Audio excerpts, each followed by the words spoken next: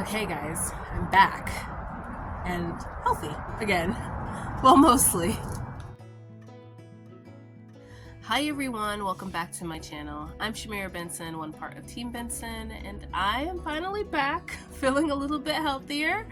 And we are going to do a garden tour because, guys, we have abundance right now in our garden. And I really want to show people that you don't need a big space in order to provide for your family, because we can feed our families from a pretty small space. You just need to be creative on how you put it together. So I'm going to show you guys my garden. So if you couldn't already tell, I'm in the city.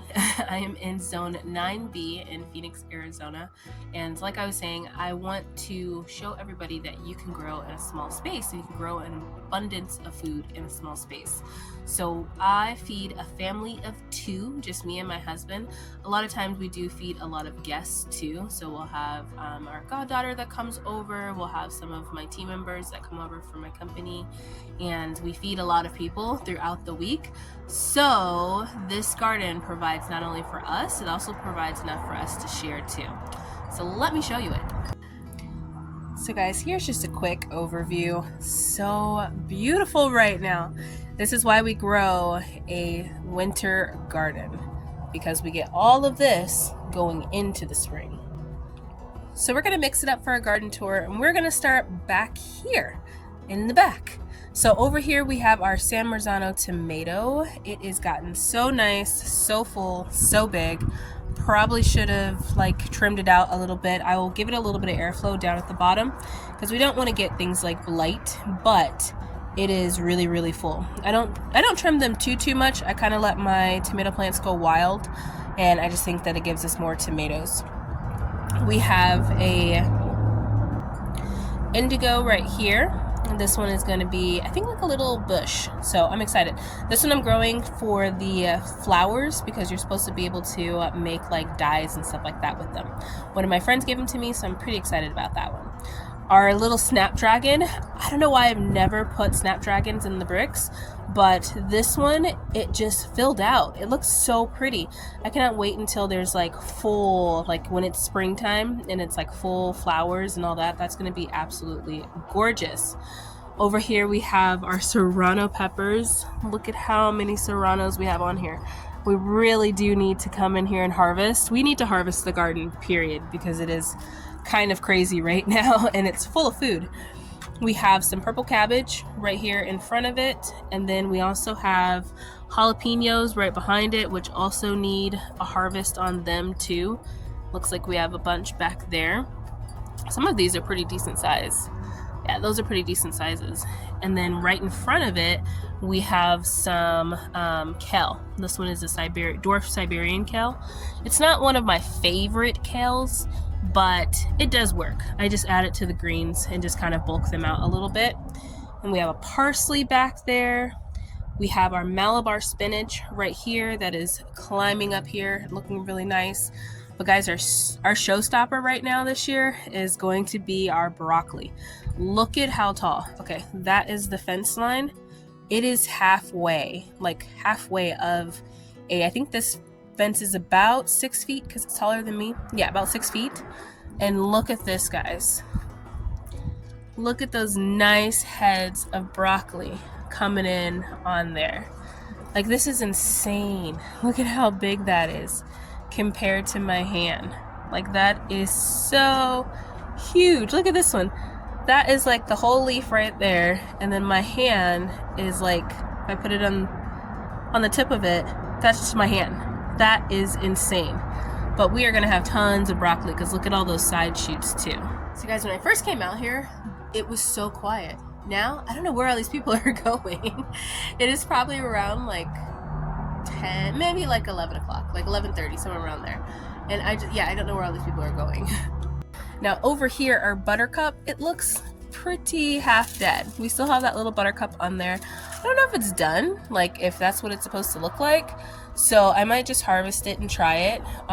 We have some onions down below here, and then we also have some random onions below the broccoli too that are coming in. These are supposed to be bulbing onions. I'm pretty sure they're white onions. Over here amongst this mess, we have our medicinal bed. So we have some chamomile here. We have some evening primrose that has literally taken over. Like even like the pots like that is supposed to be like something else. It was a marigold in there, and that evening primrose just like snuffed it out. Our snapdragons are really competing with it, but they're doing okay. But I only have one marigold left. We have some echinacea back here too. Look at how pretty this is coming in. This is really cool. I'm excited to grow the echinacea this year because I normally purchase our echinacea. So I'm excited to have our own that I have grown here in our home, in our little backyard. So I will always be the one to tell you to grow some type of medicinal herbs.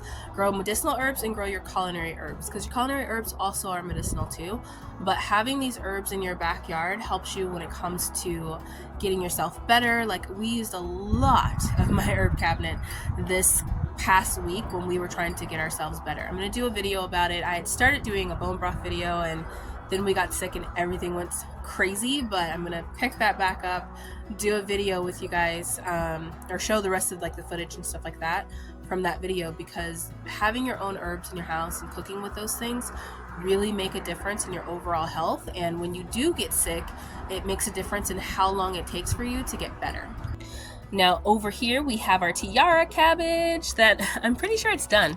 I'm pretty sure it's all done. It feels super, super tight. So I'm gonna be pulling this one, probably harvesting it pretty soon here. That way we can give these onions a bit of room to grow. There's like one over there. There's also some poblano peppers in here too that look a little sick. But I'm gonna use this bed, I think, too, for beans. So we're gonna be pulling that cabbage pretty soon. We have another onion bed over here. These ones are all of our onions, and we have some celery. And then I'm also going to be putting some onions, or not onions, but some beans on this trellis. So guys, we are moving into what we like to call, my husband calls the Valentine's fake out, which it was 85 degrees yesterday, and I think it's supposed to be 86 degrees today. So it's like all warm, and you think it's gonna be great, and you wanna put out like all of like your new baby starts and all those different things like that, and it's gonna get cold. Spoiler alert, it's gonna get cold again, and it'll have like one more week of like cold weather, usually around Valentine's Day, and then it'll warm back up and we'll have like actual spring. So, but if you are planting seeds, this time is a very good time to plant your seeds.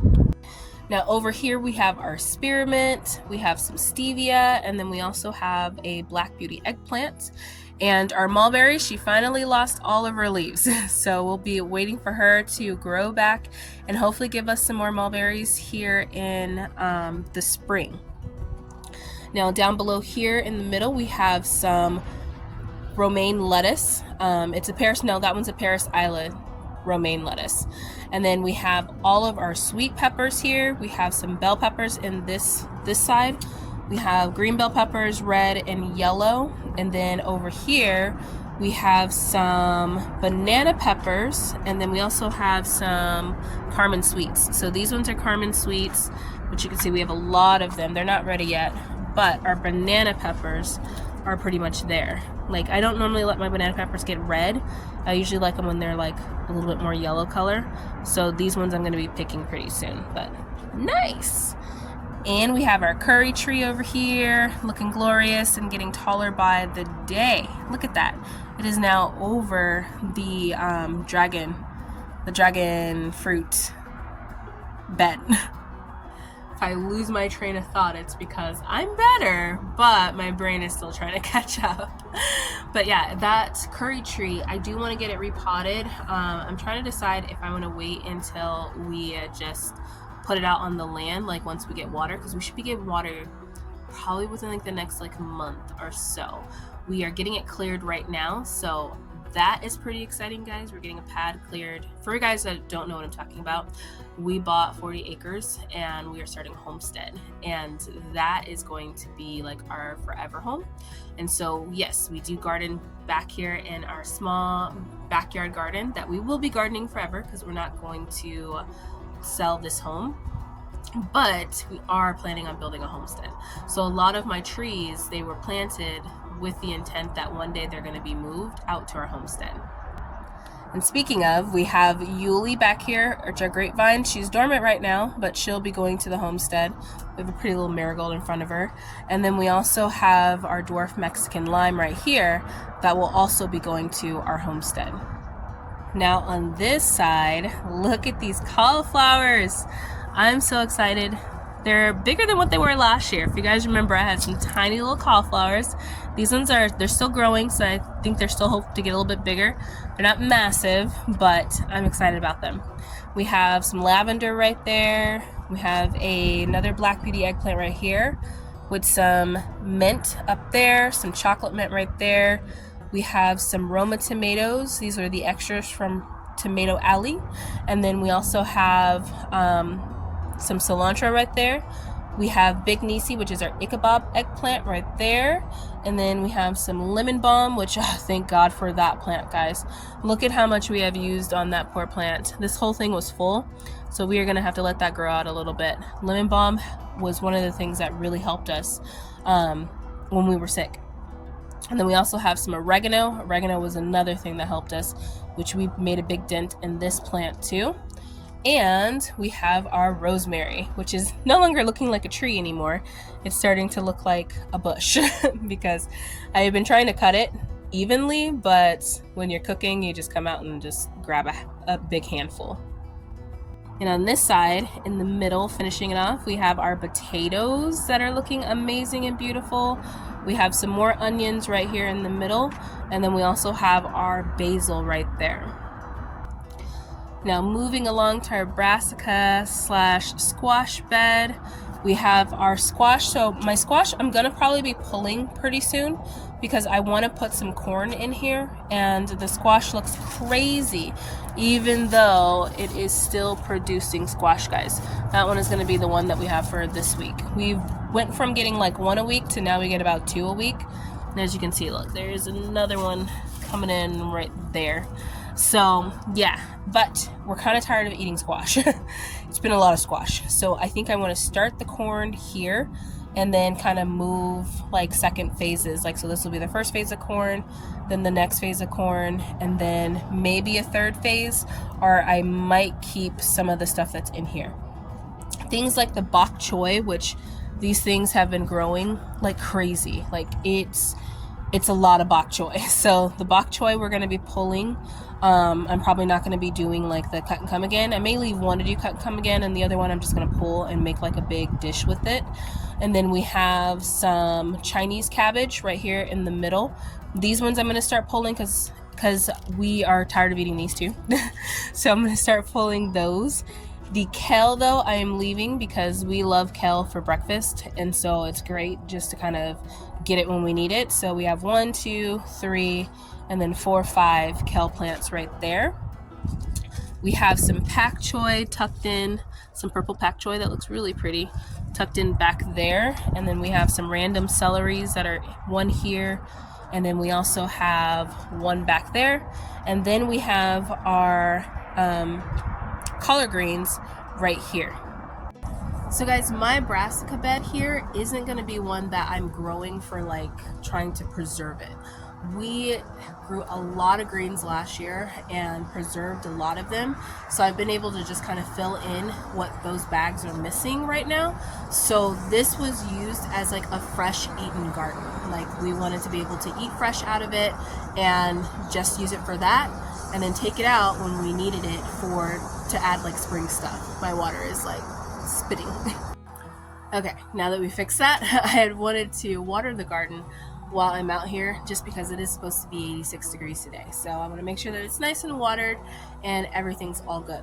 But like I was saying, we're not going to be using the brassica bed other than the kale. The kale I am trying to preserve, but everything else is just been used as like a cut and come again and eating what we're needing right then and there. So I'm not going to be prolonging these seasons or trying to take it really far out and miss the chance of planting my corn, because last year I sacrificed my corn and trying to get that planted so that then I could grow a lot of greens, which I'm happy I did. Now down below it, we've had the world's best spinach season. Like, this was the perfect amount of spinach to grow, and all it was 1, 2, 3 containers 4 containers of spinach. That was the perfect amount for our family, guys, because we have been able to use like week 1, week 2, week 3, week 4, and then it grows back out and we start all over again. So this has been great. I'm going to preserve some of the spinach, so I am going to put some of that in the freezer, just because I have a couple dishes that I like to make with it. So before it gets too hot into the spring, I'm going to be making sure that I save all of my spinach before bugs get it. Now over here we have our herb bed. This one is our Vago cascading bed, and we have some garlic right up here at the top of it, and then we also have down below, we have some dill and some thyme. We have some parsley. No, sorry, that one's cilantro. And then parsley is over here. We have some garlic chives in the middle, some sage, some more thyme, and then some rosemary. And then over here we also have our marigold and a little mint that is trying to grow back. And then we have our sugar cane right here. That's been our experiment for the year. That's going to be our new plant that we're trying to grow.